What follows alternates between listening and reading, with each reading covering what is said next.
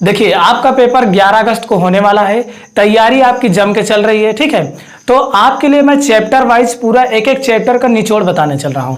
तो आज की इस वीडियो में हम नंबर एंड नंबर सिस्टम के निचोड़ के बारे में सीखेंगे। निचोड़ मतलब क्या है कि नंबर सिस्टम से कैसे सवालें बन सकती हैं, किस तरीके से हम सवाल को जल्दी लगा सकते हैं और इसमें कौन कौन से क्वेश्चन एग्जाम में आ सकते हैं, ठीक है। तो आज हम नंबर सिस्टम का पूरा एकदम निचोड़ देखेंगे और जितनी सवालें हो सकती हैं एग्जाम में आ सकती हैं सभी सवालों को हम इस वीडियो में देखेंगे। तो चलिए शुरू करते हैं।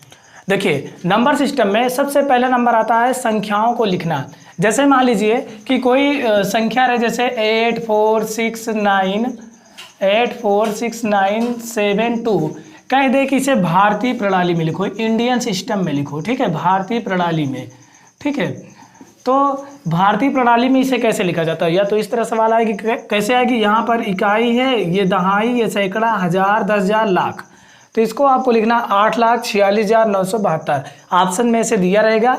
और कभी कभी इस टाइप की सवाल पूछी जा सकती है, ये संभावित प्रश्न है, ठीक है। दूसरे टाइप की सवाल आ सकती है कि इंटरनेशनल सिस्टम, कभी कभी हो सकता है पूछ लेता है, जल्दी नहीं पूछी जाती। जैसे यही संख्या लिखी है, इसे कह दे कि इंटरनेशनल सिस्टम में यानी अंतर्राष्ट्रीय प्रणाली में, ठीक है, इंटरनेशनल सिस्टम में अंतर्राष्ट्रीय पद्धति। ये क्या होता है, इसमें मिलियन और 10 मिलियन ये सब चलता है। जैसे 1, 10, 100, फिर 1000, 10,000, फिर क्या होगा 100,000 होता है, फिर उसके बाद मिलियन, फिर 10 मिलियन, फिर 100 मिलियन।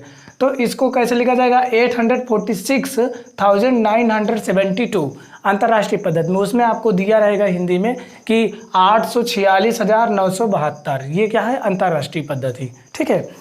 और एक प्रणाली होती है रोमन प्रणाली। रोमन प्रणाली में क्या है, जैसे मान लीजिए 10 है तो इसका रोमन क्या होगा, जैसे अधिकतर बड़े बड़े नंबर आते हैं, जैसे 4,409 है तो इसका रोमन प्रणाली क्या होगा। तो देखिए 1000 तक तो हम पढ़े हैं, 1000 का क्या होता है M होता है, और 3000 का 3M। लेकिन जब 1000 मतलब 4000, 5000, 6000 ऐसे आए तो फिर हम जो 4 है इसी का प्रतीक लिखते हैं, क्या होता है IV, और इसी पर बार लगा देंगे तो ये 4000 बन जाएगा। 400, 500 का क्या होता है, 500 का होता है D, तो 400 में यानी 100 कम करेंगे तो CD हो जाएगा, क्योंकि 100 का C होता है। उसके बाद 9 का क्या होता है IX, तो IV पे बार CD IX, ये 4409। इसी तरह क्वेश्चन पूछे जा सकते हैं, जैसे इसको आप खुद करके बताएंगे 5509, और इसको आप करिए 6669, 10,010, ये करके आप खुद बताएंगे रोमन इसका क्या होगा बताओ। तो चलिए देखते हैं। देखिए 5000 तो क्या लिखेंगे V, 5 का प्रतीक V होता है, V पे हम बार लगा देंगे। फिर 500 का क्या होता है D होता है, तो यहाँ पर हम D लिख देंगे। फिर 9 है तो क्या लिखेंगे IX, ठीक है, 5509 हो गया। अब 6069 है तो 6000 का क्या होगा, देखो 6 का प्रतीक क्या होता है VI, तो इस पे बार लगा देंगे 6000 हो जाएगा। 69, अब देखो आपको याद रखना है, जैसे 50 का क्या होता है L होता है, ठीक है। उसके बाद 100 का क्या होता है C होता है। कुछ चीज़ आपको ध्यान रखना है, बस बाकी आप खुद जानते हैं कि सब चीज़। तो देखिए यहाँ पर 69 है, ठीक है, 69 का क्या होगा LXX, देखो L से 50, 10, 60, 60, 10, 70, लेकिन यहाँ पर 69 है तो एक कम कर देंगे, यहाँ पर LXIX, तो यहाँ पर क्या होगा LXIX, ठीक है। इस तरह आपको लिखना है। अब इसके बाद 10,010 को क्या लिखेंगे हम, देखो 10,000 है तो 10 का प्रतीक क्या होता है X पे बार लगा देंगे। उसके बाद 10 है तो क्या लिखेंगे X, ठीक, ये हो गया। और बाकी ये सब आ सकते हैं, क्योंकि ये क्वेश्चन तो। दूसरा चीज इसमें क्या आ सकता है, नंबर को लिखना, यानी कि जैसे कहते हैं 5 अंकों की बड़ी से बड़ी संख्याएं क्या होती है, 4 अंकों की छोटी से छोटी संख्याएं क्या होती है। तो जैसे जितनी बड़ी से बड़ी अंकों की संख्याएं कहे उतना नहीं लिखना। जैसे कहते हैं कि 4 अंकों की बड़ी से बड़ी संख्या, बड़ी से बड़ी संख्याएं, तो आपको क्या करना है, इसमें जितने अंकों की बड़ी से बड़ी संख्याएं कहे तो उतना आपको क्या लिख देना है 9 लिख देना है, ठीक है। 4 अंकों कहे 4 9, 5 अंकों के 5 बार 9, 6 अंकों के 6 बार 9, ठीक है। ये तो हुई कि बड़ी से बड़ी, और इसमें कोई डिमांड नहीं कहा है कि विभिन्न अंक रहे या फिर कोई अंक दिया है। अगर ये कि छोटी से छोटी, तो छोटी छोटी में आपको 1 लिखना है पहले, उसके बाद 3 0 लगा देना है, मतलब टोटल इसको 4 अंक बनाना है, इससे कम 0, ठीक है। अगर ऐसे 5 अंकों का है तो आप खुद इसको लिखकर बताइए, 5 अंकों की छोटी छोटी संख्या इसको आप खुद लिखेंगे, 7 अंकों की छोटी छोटी संख्या इसको आप करके बताइए कितना आएगा। अब इसके बाद एक कंडीशन इसमें क्या बनती है, कभी कभी ये देता है कि 4 अंकों की बड़ी से बड़ी विभिन्न अंकों की संख्या बताइए। मतलब कि जैसे इसमें 9 9 9 सभी अंक बराबर हैं, लेकिन वो कह देगा कि सभी अंक अलग अलग रहे तो 4 अंकों की बड़ी से बड़ी संख्याएं क्या होती है। अधिकतर ये सवाल पूछी जाती है। ठीक है, इसको हम इरेज कर रहे हैं। देखो यहाँ पर कह दे विभिन्न, ठीक है, 4 अंकों की बड़ी से बड़ी भिन्न अंकों की संख्या या विभिन्न कह दे, तो यहाँ पर आपको पहले 9 लिखना है। अगर एक बार आपने 9 लिख लिया तो दोबारा आपको 9 नहीं लिखना है। उसके बाद 8 लिख दीजिए, 7 लिख दीजिए, 6 लिख दीजिए। ठीक है, मतलब सभी अंक अलग अलग रहना चाहिए और 4 अंकों की बड़ी से बड़ी संख्याएं रहनी चाहिए। ठीक है, ये क्या है, विभिन्न अंकों की। अगर यही कह दे 4 अंकों की छोटी छोटी भिन्न, मतलब जिसमें सभी अंक अलग अलग हो, तो संख्याएं कैसे होंगी। देखो जैसे कह दे कि 4 अंकों की छोटी से छोटी भिन्न, यानी कि सभी अंक अलग अलग रहे, या भिन्न लिखो या विभिन्न लिखो। तो आप देखो 4 अंकों की 0 1 2 3, मान लीजिए 4 अंक हैं, आपको इसको छोटी से छोटी लिखना है। तो कैसे लिखेंगे, 0 को अगर हम पहले लिख दें तो ये अंक कोई मान्य होगा, नहीं मान्य होगा। तो आप ये गलती मत करना। पहला नंबर पहले 0 से बड़ा जो है उसको लिखिए, उसके बाद 0 को लिखिए, फिर 2 3। ये क्या है, 4 अंकों की छोटी छोटी संख्या जिसमें सभी अंक अलग अलग है। ठीक है, तो इस टाइप के क्वेश्चन अधिकतर पूछे जाते हैं। उसके बाद क्या होता है कि कभी कभी अंक देता है, जैसे कह दे कि 8, 7, 6, 0 2 अंकों की बड़ी से बड़ी संख्या बनाइए। क्या कहते हैं, बड़ी से बड़ी या छोटी से छोटी, बड़ी से बड़ी या छोटी से छोटी संख्या लिखकर उसके अंकों का अंतर ज्ञात कीजिए। तो आप क्या करेंगे, यहाँ पर सबसे बड़ा अंक क्या है, 8, फिर 7, फिर 6, फिर 2, फिर 0। ये तो हमारा बड़ी से बड़ी हो गया। छोटी से छोटी लिखना है तो सबसे पहले 0 छोटा है, 0 को हम पहले नहीं लिख सकते। उससे बड़ा क्या है, 2। उसके बाद हम 0, फिर 6, फिर 7, फिर 8, और इसी को हम घटा देंगे। देखो उधार लेंगे, 10 में से 8 गए 2, यहाँ बचा 1, यहाँ से उधार लेंगे, 11 में से 7 गए 4, यहाँ बचा 5, 15 में से 6 गए 9, यहाँ बचा 6, यहाँ बचा 8 में से 2 गए 6, 66 942। ठीक है, तो इस तरह सवाल अधिकतर पूछी जाती है। आपको अंक दिया जाएगा, कहेगा बड़ी से बड़ी और छोटी से छोटी संख्याएं लिखिए। ठीक है, एक टाइप की इसमें और सवाल आती है, उसके बाद उसको देख लेते हैं, फिर एक टाइप और बचा है, फिर ये पूरा चैप्टर समाप्त हो जाएगा।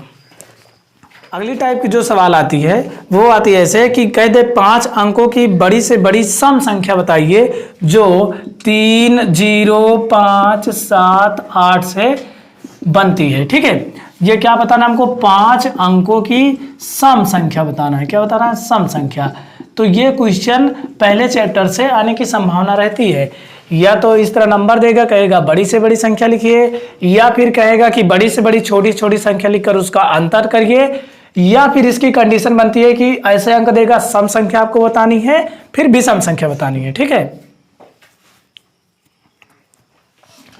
तो देखिए सम संख्या हम पढ़े हैं क्या होता है, 0 2 4 6 8, जिनके इकाई के स्थान पे होता है वो सम संख्याएं कहलाती हैं। ठीक है, इसको आप लिख लीजिएगा, 0 2 4 6 8, जिसके इकाई के स्थान पे रहो वो 2 से कट जाएगा और ये सम संख्या भी कहलाती है। तो इसमें सम संख्या पहले हम देखिए कौन कौन है, 0 है, फिर 8 है। ठीक है, हमको क्या लिखना, बड़ी से बड़ी, तो जितना बड़ी से बड़ी लिख पाए उतना बड़ी बड़ी लिखेंगे। तो सबसे बड़ा नंबर 8 है तो हम 8 लिखेंगे, फिर उसके बाद 7, फिर 5, फिर 3, फिर लास्ट में क्या लिख देंगे, 0, क्योंकि हमें सम संख्या लिखनी है। तो ये सम संख्या हमारा हो जाएगा। ठीक है, अगर यही विषम कहता तो विषम क्या है, 3 5 7। तो अगर छोटी से छोटी कहता तो सबसे छोटे नंबर को हम पहले लिख देते, और बड़ी से बड़ी कहे तो बड़े नंबर को हम पहले लिखेंगे। हमको क्या लिखना, विषम संख्या। तो पहले लिखेंगे 8, फिर 7, फिर 5, 0 को पहले कर देंगे, फिर लास्ट में क्या कर देंगे, 3। जितनी बड़ी से बड़ी बन पाए उतनी बड़ी से बड़ी बनाना है, और सम कहे तो इस तरह लिखेंगे, विषम कहे तो ये कर देंगे। ठीक है, ये विषम संख्या है। ठीक, तो 3 टाइप के आपके क्वेश्चन हो गए। उसके बाद एक टाइप का कभी कभी ऐसे आता है, जैसे कह दे कि सबसे छोटी अभाज्य संख्या क्या है। ये भी इंपॉर्टेंट चीज है। कह दे कि सबसे छोटी अभाज्य संख्या बताइए, सबसे छोटी अभाज्य संख्या तो क्या होगी, आप बताइए सबसे छोटी अभाज्य संख्या क्या हो सकती है। तो देखिए अभाज्य संख्या सबसे छोटी क्या होगी, 2 होगी। क्या होगी, 2। 2 क्या है, 2 सम संख्या भी है और अभाज्य संख्या सबसे छोटी अभाज्य संख्या है। ठीक है, और एक चीज ये पूछता है कि जैसे कह दे कि 1 से 50 के बीच कितनी अभाज्य संख्याएं हैं। ठीक है, तो अभाज्य संख्या अगर हमको पता है तभी हम लिख पाएंगे। तो अभाज्य संख्याएं क्या होती हैं? वे संख्याएं जो एक और स्वयं को छोड़कर किसी दूसरी संख्या से ना कटे उसे क्या कहते हैं? अभाज्य संख्या कहते हैं। ठीक है, अब अभाज्य संख्या क्या, जैसे मान लीजिए कि 2 हो गया। देखो 2 ऐसी संख्या है जो या तो 1 से कटेगी या फिर 2 से कटेगी, मतलब या तो 1 से कटेगी या फिर वो खुद से कटेगी और इसको कोई दूसरा नंबर नहीं काट सकता। फिर उसके बाद 3 है, 5 है, फिर 7 है, 9। देखो 9 बताओ भाज्य है कि अभाज्य है? अभाज्य। देखो 9, इसकी कंडीशन क्या है? या तो 1 से कटेगी या तो 9 से कटनी चाहिए, या तो 1 से कटनी चाहिए या तो खुद से कटनी चाहिए। लेकिन अगर इसके अलावा कोई इसे और नंबर काट देता है, कोई और नंबर इसे काट देता है, तो ये भाज्य संख्या नहीं कहलाती। देखो 9 3 से भी कट जाएगा, इसलिए ये अभाज्य संख्या नहीं होगी। ठीक है, तो इसी तरह आप लिख लेंगे, फिर 11, फिर 13, फिर 17, 15 नहीं होगा क्योंकि 15 3 से कट जाएगा। तो आप समझ गए होंगे कि अभाज्य संख्याएं वो होती हैं जो एक और स्वयं को छोड़कर किसी दूसरी संख्या से नहीं कटती हैं। अब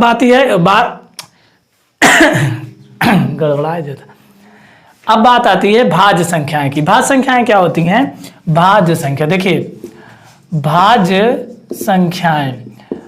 संख्याएं क्या होती हैं? वे संख्याएं जो एक और स्वयं को छोड़कर, एक और खुद को छोड़कर किसी दूसरी से कट जाए उसे भाज्य संख्या कहते हैं। जैसे 4 है, 4 देखो 1 से भी कट जाएगा और 4 से, मतलब 1 और इसको 4 को खुद को छोड़कर अगर कोई तीसरा नंबर आकर इसे काट देता है तो ये भाज्य संख्या कहलाएगी। देखो ये किससे और कट सकता है? 2 से। ये तीसरा नंबर मिला, इसको काट दिया तो क्या है? भाज्य संख्या है। 4 के बाद क्या हो सकता है? 6, क्योंकि 2 से कट जाएगा। 6 के बाद क्या होता है? 9। ठीक है, 9 के बाद क्या हो सकता है? 10, फिर 12, फिर 14, फिर 15। 15 भी है क्योंकि 15 देखो 3 से कट जाएगा। तो भाज्य संख्या वे हैं जो एक और स्वयं को छोड़कर किसी दूसरे नंबर से, यानी कि कोई और तीसरा उसको काट के चला जाए, वो भाज्य संख्याएं होती हैं। अभाज्य वे होती हैं जो एक और स्वयं को छोड़कर कोई दूसरा ना काट पाए। ठीक है, ये अभाज्य संख्या है। सम क्या होते हैं? जिनके इकाई के स्थान पे 0 2 4 6 8 हो उसे सम संख्या कहते हैं। विषम संख्या क्या होती है? जो जिसे 2 से भाग देने पर पूरी ना कटे और शेष फल 1 बच जाए, वही विषम संख्या। बस विषम संख्या कोई भी पहचानना, जैसे मान लीजिए लिखा रहे 15, बताइए सम है कि विषम है? तो आपको सीधा तरीका है कि 2 से भाग कर दीजिए, 2 7 14। यहाँ पर अगर शेष फल 1 बच जाए, हमेशा 2 से भाग करना, हमेशा 2 से भाग करो, अगर शेष फल 1 बच जाए तो वो विषम संख्या क्या है? ऑड, यानी कि ऑड नंबर है। ठीक है, और सम संख्या को इवन नंबर कहा जाता है। ठीक है, तो 2 से भाग देना, अगर पूरा ना कटे तो विषम संख्या, पूरा कट जाए तो सम संख्या। और अगर देखो ये कंडीशन अभाज्य और भाज्य ये आपको बता दिया। तो इसमें 4 टाइप की ये सवाल हो गई। उसके बाद इसमें और कोई सवाल नहीं आती है। जैसे मान लीजिए कि और कुछ, जैसे प्लेस वैल्यू, स्थानीय मान आप बहुत अच्छी तरीके जानते हो क्योंकि छोटे छोटे बच्चे भी उसको लगा सकते हैं। ठीक है, तो ये चैप्टर आपका पूरी तरह समाप्त। इसमें एक क्वेश्चन और आता है, जैसे पूर्ववर्ती या उत्तरवर्ती लिखने को। ठीक है, या फिर उत्तरवर्ती। जैसे मान लीजिए कह दे कि 8 8 8 8 8, कह दे इसकी पूर्ववर्ती बताइए। क्या कहते हैं? पूर्ववर्ती बताइए। इससे पहले हम एक छोटा नंबर देखते हैं, जैसे कहते हैं कि 10 की पूर्ववर्ती बताइए। पूर्ववर्ती बताइए। पूर्ववर्ती मतलब क्या होता है? पूर्व मतलब क्या होता है? पहले। क्या होता है? पहले। तो अगर पूर्ववर्ती पूछे तो 10 के पहले कौन नंबर आता है वही लिखना है बस। 10 के पहले क्या आता है? 9। यही इसका क्या है? पूर्ववर्ती है। ठीक है, अब ऐसे सेम चीज इसमें देखो, इसमें आपको केवल इकाई अंक देखना है, बाकी आपको कुछ नहीं देखना। इसको 4 8 है जो, इसको लिख दीजिए। 8 में कम कर दीजिए 7, यानी कि 88,888 के पहले 88,887 आता है। ठीक, पूर्व मतलब क्या होता है? पहले। एक चीज आता है उत्तरवर्ती या अनुवर्ती। जैसे मान लीजिए कह दे यही नंबर, जैसे कह दे 8 8 8 8 8, कह दे कि उत्तरवर्ती बताइए। क्या? उत्तरवर्ती। ठीक है, या फिर कह दे अनुवर्ती बताइए। यही 2 चीज पूछता है, या तो उत्तरवर्ती या तो अनुवर्ती। उत्तर मतलब होता है बाद, अनु मतलब होता है बाद। ठीक है, दोनों का मतलब होता है बाद। तो उत्तर मतलब बाद, अनु मतलब बाद, मतलब इसके बाद कौन नंबर आएगा। तो जैसे 10 का कह दे कि उत्तरवर्ती या अनुवर्ती बताओ, तो 10 के बाद क्या आता है? 11 आता है, हो गया। और इसमें एक जोड़ देंगे तो 88 88 इसको लिखेंगे, और केवल हमको इकाई अंक में एक जोड़ना बस। 8 में एक जोड़ देंगे कितना हो जाएगा? 9, यानी कि 88,888 के बाद 88,889 आता है। ठीक है, 2 चीज यही पूछेगा, या तो अनुवर्ती या उत्तरवर्ती, दोनों सेम चीज है। पूर्ववर्ती मतलब पहले होता है, यानी उसके पहले क्या नंबर आता है। ठीक है, ये नंबर सिस्टम पूरी तरह समाप्त हो गया। इसमें आपको जितनी टाइप सवाल बताए इसी टाइप की सवाल आपके एग्जाम में पूछी जाएगी। अगर आपको पूरा चैप्टर एक एक सवाल देखना है तो उसका वीडियो मैंने बनाया है, डिस्क्रिप्शन में लिंक है, आप वहां से जाकर पूरे चैप्टर को पढ़ सकते हैं। ठीक है, तो इस वीडियो को शेयर कीजिए, चैनल को सब्सक्राइब। नेक्स्ट वीडियो में हम चैप्टर 2 का निचोड़ देखेंगे और उसमें कुछ फार्मूले और सूत्र को देखेंगे और समझेंगे। ठीक है।